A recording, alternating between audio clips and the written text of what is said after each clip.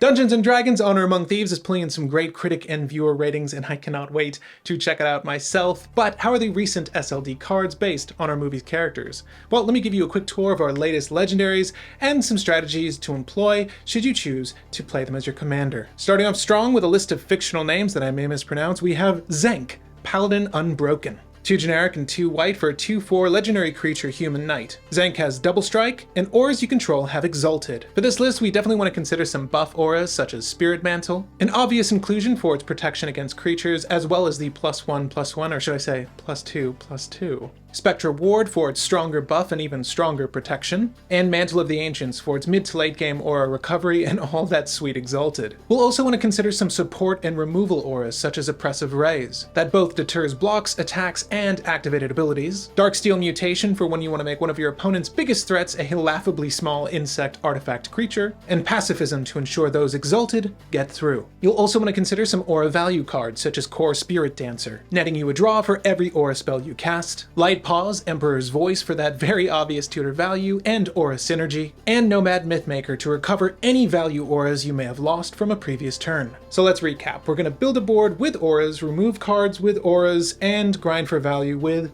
you guessed it, auras. Next up we have Simon, Wild Magic Sorcerer. For 2 generic and 1 blue, a 1/1 legendary creature, human elf shaman. Whenever you cast an instant or sorcery spell with mana value 3 or greater, roll a d20. On a 1 through 9, each player draws a card. On a 10 through 19, you draw a card. But on that oh so perfect 20, copy that spell. You may choose new targets for the copy. For this list, we'll want reusable spells such as Capsize for protection and some removal, big asterisks there, with buyback. Forbid for what is arguably the best effect in the game, along with buyback, and Call to Mind to ensure we get to trigger Simon as much as possible. We'll also need just a little extra value with cards like Consecrated Sphinx, so that if your opponent has to draw a card, well, you will too. Fairy Mastermind for much the same reason, but not as powerful an effect. And Psychic Possession, because you know what? Redundancy is key, or so Simon says. And help get our casting going, some discounting with cards like Semblance Anvil, a great way to reduce cards of a particular type. Font of Magic, and here's to hoping we don't have to cast Simon too many times. And Mind Splice Apparatus, and tell me if you've heard of this one in the comments down below. But let's get oily. So the game plan is to set up cost reduction, sprinkle in some cards to break parity with Simon, then storm off with some value cantrips. Next we have Forge, Neverwinter Charlatan. For 3 generic and 1 black, a 2/4 legendary creature human rogue with Menace, Ward, they must sacrifice a creature. Forge Neverwinter Charlatan gets +2/+0 for each treasure you control, and whenever one or more players sacrifices one or more creatures, you create a tapped treasure token. This ability triggers only once each turn. It should be fairly obvious, but we want treasure generation. With cards like Black Market Connections, choose to sell contraband, but only in this card game. Revel in Riches, because sacrificing creatures will be part of the strategy of this deck, and who doesn't want to win with treasures? And Ruthless Technomancer, because we are just greedy for treasures. Better make that sacrifice creature big. Next up we want sack engines, like Shieldred, Whispering One, because repeatedly making your opponent sacrifice a thing is just brutal. Anawan the Rune Sage for everyone, aside from that one player that does Vampire Tribal. And lastly, a card like Reassembling Skeletons. No, not necessarily a sack engine, but it does work well with the plethora that exist. Lastly, Forge wants evasion like Whisper Silk Cloak, making him absolutely unblockable and shrouded. Prowler's Helm for much the same reasons, but without Shroud. And Commander's Plate because it's really good in monocolored list. Build your treasure hoard, ruin your opponent's boards, and sneak in with your treasure lord. Then there's Holga, Relentless Rager. For 4 generic and 2 red, 4/6 legendary creature human barbarian with haste, Holga Relentless Rager must be blocked if able. Whenever Holga attacks, each creature you control attacking a player gets +1/+0 until end of turn for each creature that player controls. For this list, we want to give the gift of tokens. Creature tokens specifically, with cards like a Crowan Horse, granting everyone a lovely 1/1 soldier. Varchild, Betrayer of Keljor, let me know about my pronunciation, with every bit of damage dealt leaving that many survivors behind. In Goblin Spy Master, a real great way to muck up your opponent's board. You'll also want all of the combats, so cards like Morag, Fury of Acomb, with its landfall additional combat,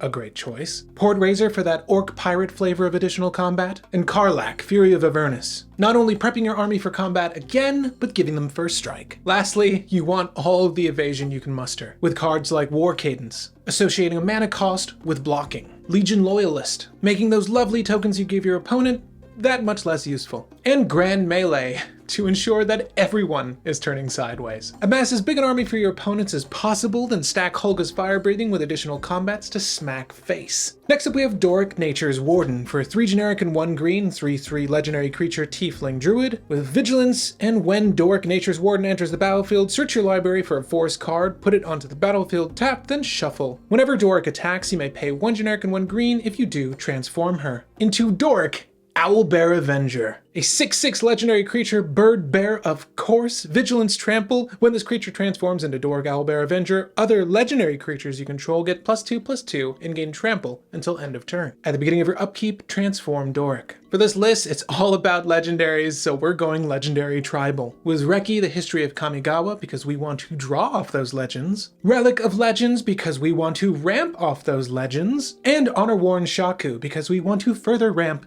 with our legends. And as a bonus, you should definitely consider Kolvari, God of Kinship, and its flip side, the Ringhard Crest. So far as legendary creatures are concerned, you should definitely consider Budoku Gardener. Though not a legendary at first, you will definitely flip over to the Weaver of Life. Wilson Refined Grizzly, because have you seen Wilson? And Goreclaw, Terror of Kal Sisma, to up and synergy well with our legendary tribal game. Tempo into a small army of legendary creatures and use our legendary synergies to snowball out our hand and our opponents. And lastly, we have Edgin, Larcenous, Lutenist. For 1 generic and Izzet, 3/3 legendary creature human bard, each non-land card in your hand without foretell has foretell. Its foretell cost is equal to its mana cost reduced by 2. Whenever you cast your second spell each turn, goad target creature an opponent controls. For this list, we want to stockpile foretell and wheel our opponents out with cards like Windfall, making sure to foretell before we empty our hand. Wheel of Fortune, again with much the same strategy, foretell a value card, then wheel, and Jace's Archivist, again for a repeatable wheel. We also want to consider all the foretell support we can get with cards like Cosmos Charger, a foreteller itself and a cost reducer for our future foretells, Wild Magic Sorcerer, because remember we're casting these from exile and getting that cascade, and Possibility Storm. Do make sure that you're casting only foretell cards from here on out. And much like any honest Izzet list, you want to spell sling and control the match, with cards like Mystic Confluence, on the foretell being an extremely good counter bounce and draw, Flood of Tears for when the board gets a little too cluttered, and Fiery Confluence because we want all the sweet value we can get. Use Edgin to get asymmetrical value on wheels while cheating out big spells. If your opponents pull ahead, turn their board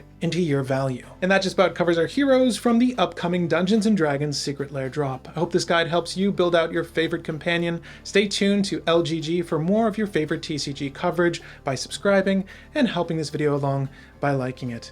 Thank you guys. See you in the next one. Probably not going to see you. That'd be weird if I saw you watching this. Anyways.